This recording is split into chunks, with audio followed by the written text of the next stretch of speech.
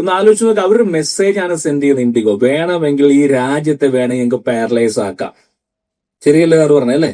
എത്ര ലക്ഷം ഇപ്പൊ ലോകം മുഴുവൻ ഉറ്റുനോക്കുകയാണ്. ഇത് ഇന്ത്യ മാത്രമല്ല, BBC എടുത്താൽ പോലും, റോയിറ്റേഴ്സ് എടുത്താൽ പോലും എല്ലാവരും വിഷയം ഹൈലൈറ്റ് ചെയ്യുകയാണ്, ലോകം മുഴുവൻ. അതായത് അവർ ഒരു മെസ്സേജ് കൊടുത്തിരിക്കുകയാണ്, നിങ്ങൾ നിയമം കൊണ്ടുവരുന്ന കാര്യമില്ല, കോർപ്പറേറ്റ്സ് തീരുമാനിക്കും ഇവിടെ ഇങ്ങനെ ഓപ്പറേറ്റ് ചെയ്യണമെന്ന്. മനസ്സിലാകുന്നുണ്ടോ? അപ്പൊ അതുകൊണ്ട് അവർക്ക് ഈ 2 വർഷത്തോളമായി എടുക്കാൻ പറ്റത്തില്ലോ. ഇവർക്ക് അറിയാമൊരു നിയമം വന്നു കഴിഞ്ഞിരിക്കുകയാണ്, നിയമം നടപ്പിലാക്കണം. ഒരു ദിവസം വരും, ഇന്നല്ലെങ്കിൽ നാളെ വരും. അവർക്ക് എന്തുകൊണ്ട് ഹയറിംഗ് നോക്കി? ഇവിടെ ഇന്ത്യയിൽ എത്രയോ CPL ഹോൾഡേഴ്സ് ഉണ്ട്, കമേഴ്ഷ്യൽ പൈലറ്റ് അല്ല, CPL ഹോൾഡേഴ്സ് ഉണ്ട്, ജോലി ഇല്ലാതെ നടക്കുന്നു. അവർ ഹയർ ചെയ്യത്തില്ല. എന്തുകൊണ്ട് ക്യാബിൻ ക്രൂവിനെ ഹയർ ചെയ്യുന്നില്ല? എന്തുകൊണ്ട് ഗ്രൗണ്ട് സ്റ്റാഫിനെ ഹയർ ചെയ്യുന്നില്ല? കാരണം ഇറ്റ് കോസ്റ്റ് മണി. ഒരു എംപ്ലോയിനെ എടുക്കുക എന്ന് പറയുന്നത്, ഒരു പൈലറ്റിനെ എടുക്കുക എന്ന് പറയുന്നത് ലക്ഷക്കണക്കിനാണ്. കാരണം ഷെയർ ഹോൾഡേഴ്സിന് പണമാണ് പോകുന്നത്. അവർക്ക് ആ ഒരു ഇൻവെസ്റ്റ്മെന്റ് അത് ഇൻവെസ്റ്റ് ചെയ്യാൻ താല്പര്യമില്ല. അവർക്ക് പോവുകയാണെങ്കിൽ പൊക്കോട്ടെ, അവർ നോക്കുന്ന വാട്ട്സ് റോങ്. അതായത് വേറെ മനോഭാവം എന്ന് പറയുന്നത്, ഇന്ത്യയിൽ അവർ പറയുന്നത് നിനക്ക് ജോലി എടുക്കാൻ വൈകിയെങ്കിൽ നീ ഇറങ്ങി പൊക്കോ, 10 പേരെ ഞാൻ വേറെ കൊണ്ടുവന്നുള്ള നിഷേധാത്മകമായിട്ടുള്ള കോർപ്പറേറ്റുള്ള മനോഭാവമാണ് ഇന്ത്യയുടെ ഭാഗത്തുള്ളത്. അവർ ഹയർ ചെയ്യാൻ പോകുന്നില്ല.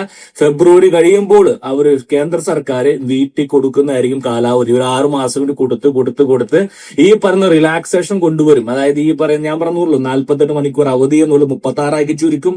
നൈറ്റ് ലാൻഡിംഗ് എന്നുള്ളത് 12 മുതൽ 5 വരെയായിരുന്നു മുമ്പ്, അത് 5 വരെയാക്കി മാറ്റും. 6 ഇപ്പം അത് 5 മാറ്റി കുറയ്ക്കും. പിന്നെ 2 കോൺസിക്യൂട്ടീവ് നൈറ്റ്സ് ഓഫ് വേണമെന്നുള്ളത് അതും കുറയ്ക്കും. പല ലഘൂകരിച്ചുകൊണ്ട് കോർപ്പറേറ്റുകൾക്ക് അനുകൂലമാക്കി മാറ്റും. ശരിക്കും പറയാൻ മുട്ടുമടക്കേണ്ട വന്നു. കാരണം ഇതിൽ നമുക്ക് ആരും അധികാരികളെ കുറ്റം പറഞ്ഞതിന്റെ കാര്യമില്ല. കാരണം ദാറ്റ്സ് വേ ഇന്ത്യയുടെ സിസ്റ്റം അങ്ങനെ കൺട്രോൾ ആയിരുന്നു. നമ്മൾ പറയല്ലോ, റിലയൻസ് ആയാലും എയർടെൽ ആയാലും പിന്നെ ജിയോ ആയാലും നമ്മൾ കാണുന്നതാണ്. ഇങ്ങനെയാണ് കോർപ്പറേറ്റിലെ രീതി. അത് ഒന്നും നിവൃത്തിയില്ല. അവർക്കത് ഹയർ ചെയ്യാൻ പറ്റായില്ല. പക്ഷെ വേണ്ട എന്നുള്ള തീരുമാനമാണ്, വേറെ ഒന്നുമില്ല. ഇന്ത്യയിലെ ആൾക്കാർ കിട്ടാത്തതാണോ? ഇപ്പം ഞാൻ സീനിയറായിട്ടുള്ള ഒരു ഇൻഡിഗോയുടെ ഒരു സ്റ്റാഫുമായിട്ട് സംസാരിച്ചു. പുള്ളി എന്നോട് പറയുന്നത്, മാനേജ്മെൻറ്റ് സൈഡിൽ പുള്ളി എന്നോട് പറയുന്നത്, കഴിഞ്ഞ വർഷം, അതായത് ഈ വർഷം റണ്ണിങ് ഇയർ, അവരുടെ ഏകദേശം 600ഓളം പൈലറ്റുമാരെയാണ്, എക്സ്പീരിയൻസ്ഡ് ആയിട്ടുള്ള പൈലറ്റുമാരാണ് എമിറേറ്റ്സിലും ഇത്തിഹാദിലും ഖത്തർ എയർവേസിലും പോയത്. അവർ ട്രെയിൻ ചെയ്തെടുത്ത് അവരുടെ കൂടെ ഉണ്ടായിരുന്നു. ഈ പറയുന്ന പോലെ പെട്ടെന്നൊന്നും പറ്റത്തില്ല ഇവരെ ട്രെയിൻ ചെയ്തെടുക്കാൻ.